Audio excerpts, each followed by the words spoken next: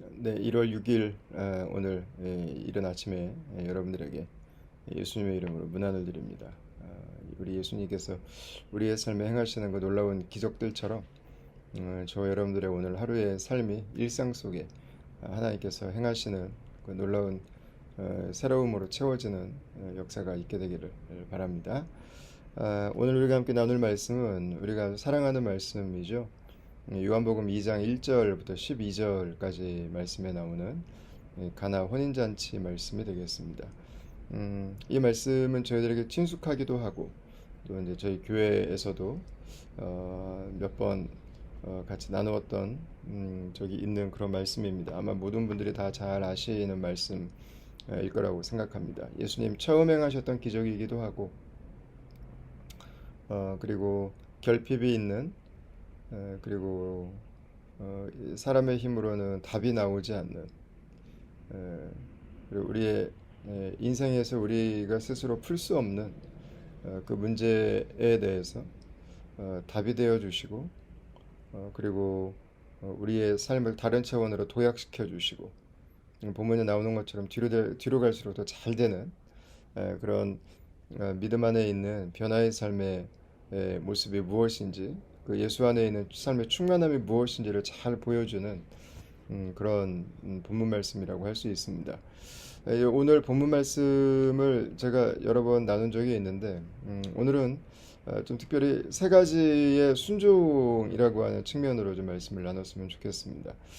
왜냐하면 이 물이 포도주가 되기까지 세 주체의 순종이 이 안에 담겨 있습니다. 그리고 그 순종들로 말미암아서 포도주가 떨어져서 낙심해 있는 이 결혼식의 혼주 그리고 결혼을 하고 있는 신랑 신부 그리고 하객들 모두가 낭패에 빠져 있는데 그 분위기를 가장 좋은 것으로 바꾸신 그 하나님의 역사가 드러나게 되죠.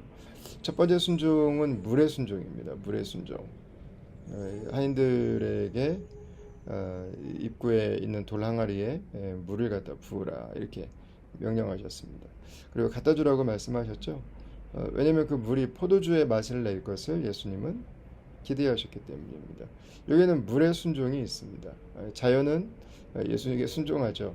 갈라지라고 하면 갈라지고 발을 디디고 그 자리를 지키라고 하면 그 자리를 지키고 예수님이 물 위를 걷기도 하시고 그리고 경계선을 정해놓고 여기 이상 넘어오지 말라고 하면 넘어오지 않죠. 그래서 우리가 하루하루 안심하게 바다와 강이 우리를 넘어오지 않을 것을 그 경계를 넘어오지 않을 것을 우리가 신뢰함으로 살아갈 수 있죠. 하나님께서 우리의 삶에 명령해 놓으신 것들이 있습니다. 자연에게 명령해 놓으신 것들이 있습니다. 그것들이 그 자리를 지키기 때문에 저와 여러분들이 오늘도 안심하고 살아갈 수 있는 거죠. 자연은 주님께 순종합니다.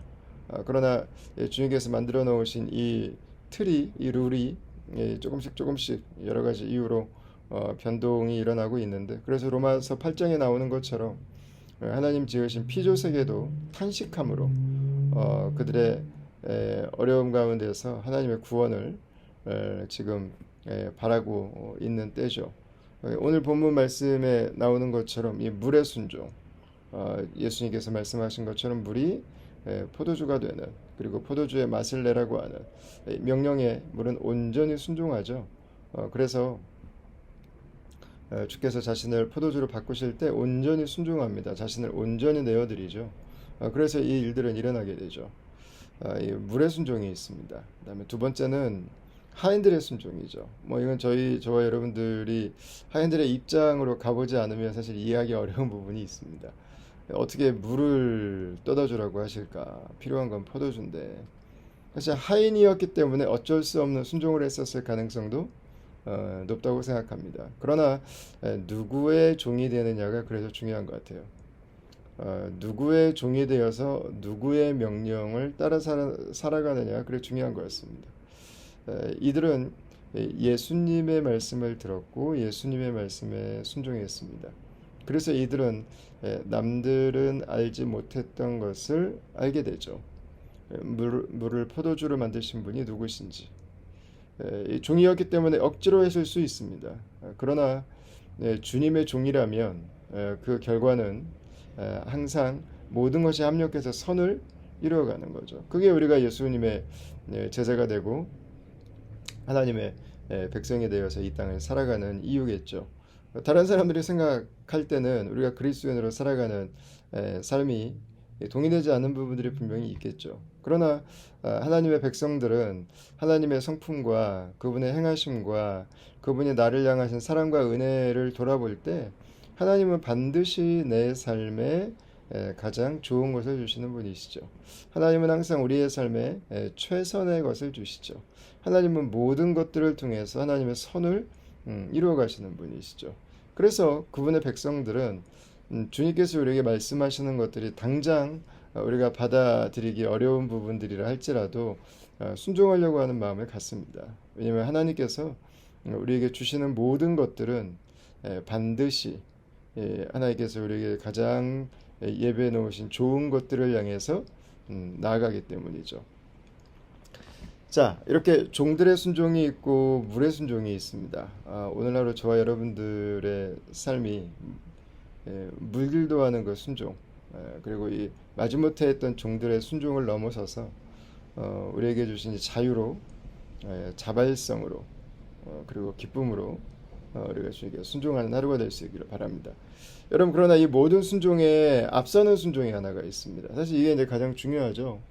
3절 말씀부터인데, 포도주가 떨어진지라 예수의 어머니가 예수에게 이르되 저들에게 포도주가 없다 하니 예수께서 이르시되 여자여 나와 무슨 상관이 있나이까 내 때가 아직 이르지 아니하였나이다. 그의 어머니가 하인들에게 이르되 너희에게 무슨 말씀을 하시든지 그대로 하라 하니라.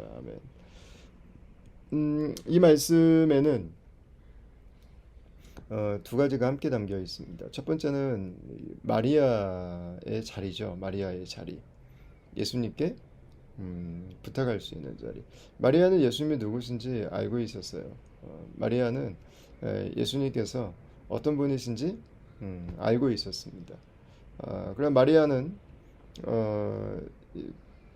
도구로만 사용되진 않죠. 예수님의 어머니이기도 했습니다. 그래서 예수님에게 부탁할 수 있습니다. 그러니까 마리아는 예수님을 향한 믿음이 정확했어요. 신앙 고백이 정확했고 그리고 예수님께서 이 일을 하실 수 있다고 하는 것을 그녀는 이미 알고 있었습니다. 자, 근데 예수님께서는 예수님께서 이 일을 하셔야 되는가? 4절 말씀 보시면 이르시되 여자여 나와 무슨 상관이 있나이까? 그러시고 뭐라고 말씀하시냐면 내 때가 아직 이르지 않았다 이렇게 표현합니다. 그러니까 요한복음에서는 이 포도주를 예수님의 보혈과 연결시킵니다. 그리고 예수님의 이제 구원 사역의 시점과 연결이 되어 있는 거죠. 예수님께서 아직 구원을 위해서 복음을 위해 하나님 나라를 위한 이 복음을 전하기 위한 그 사이로 공식적으로 나가려고 하는 그 경계선에 계실 때였던 것 같아요. 안 하실 수도 있었습니다. 이 물이 포도주가 되는 것은 평범한 인간이셨던 예수님께서 하나님의 아들의 거룩한 피를 우리에게 흘려주신 것을 의미하는 거고, 그리고 우리가 물로 세례를 받음으로 예수 그리스도의 그 보혈의 피로 우리가 정결케 되는 그 놀라운 속죄의 은혜를 담고 있는 내용이라고 우리가 볼 수 있습니다. 그러니까 예수님께서 이것을 얼마든지 늦추실 수 있었어요.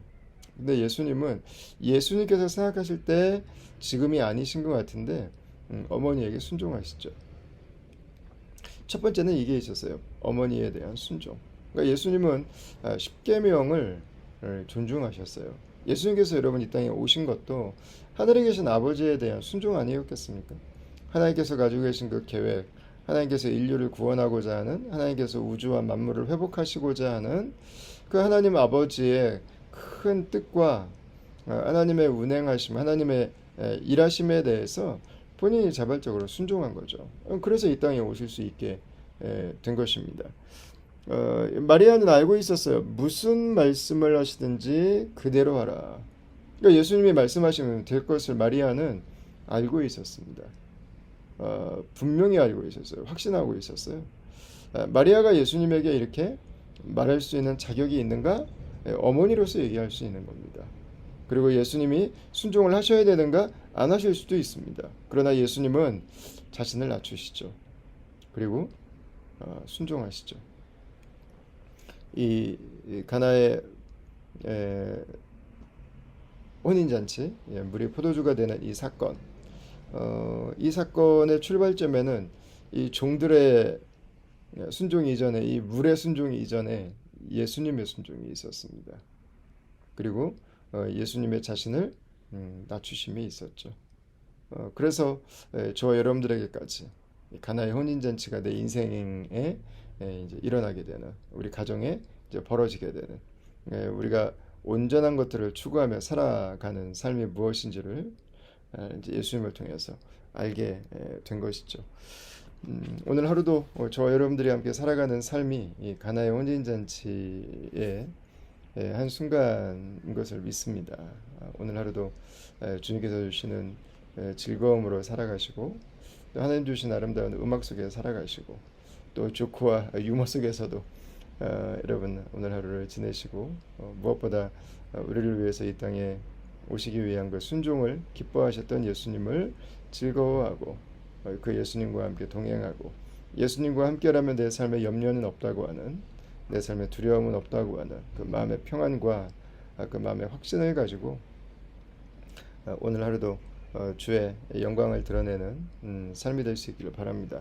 11절 말씀 보면 이렇게 되죠. 예수께서 이 첫 표적을 갈릴리 가나에서 행하여 그의 영광을 나타내심에 제자들이 그를 믿으니라, 이렇게 표현되는데, 저와 여러분들이 주께 순종함으로 주의 영광을 드러내는 그런 하루의 삶이 될 수 있기를 바랍니다. 제가 잠시 한번 기도하겠습니다. 하나님, 오늘 하루의 삶이 주 안에 있음을 인해 감사합니다. 오늘 하루의 삶이 가나에서 일어난 혼인잔치이고, 그리고 예수께서 순종하셨던 그 결과의 은혜이고, 그리고 수많은 주의 종들과 하나님께서 지으신 것들이 주 앞에 부복함으로, 주의 말씀하신 대로 이루어짐으로 하나님의 역사들이 오늘날 나에게까지 찾아온 것을 믿습니다. 오늘 하루도 믿음으로 주를 신뢰하며 살아갈 때 주님의 신실한 종이 되게 하여 주시고, 하나님 모든 만물들이 주께 순종하는 것처럼 우리의 삶의 주 앞에 온전한 순종으로 나아가게 하여 주시고, 우리 하나님의 역사를 오늘도 기대하는 하루를 살게 하여 주시옵소서. 감사하고 예수님 이름으로 기도합니다. 아멘. 우리 예수 그리스도의 이 보혈의 은혜가 저와 여러분들의 삶에 오늘도 임하는 복된 하루가 될 수 있기를 바라겠습니다. 여러분 오늘도 행복하게 지내세요. 감사합니다.